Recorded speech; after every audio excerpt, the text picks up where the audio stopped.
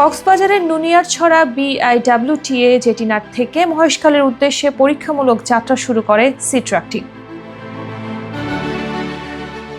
যাত্রা শুরুর প্রায় ৩৫ মিনিট পর সি ট্রাকটি মহেশখালী জেটিতে পৌঁছায়। এ সময় স্থানীয়দের বাঁধ ভাঙা আনন্দ প্রকাশ করতে দেখা যায়।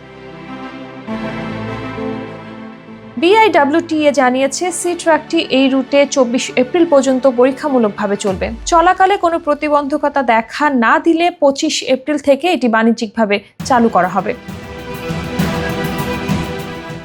বিআইডব্লিউটিএ এর পরিচালক এ.কে.এম. আরিফ উদ্দিন বলেন, পরীক্ষামূলক চলাচলে এই রুটটিকে সি ট্রাক চলাচলের উপযোগী বলে মনে হয়েছে। বিষয়টি নিয়ে দ্রুতই ঢাকায় জরুরি মিটিং বসবে। স্থানীয়রা বলেন, এই রুটে স্পিড বোট যাতায়াতের সময় প্রায় দুর্ঘটনা ঘটে। দুর্ঘটনা রোধে সি ট্রাক চালুর বিকল্প ছিল না।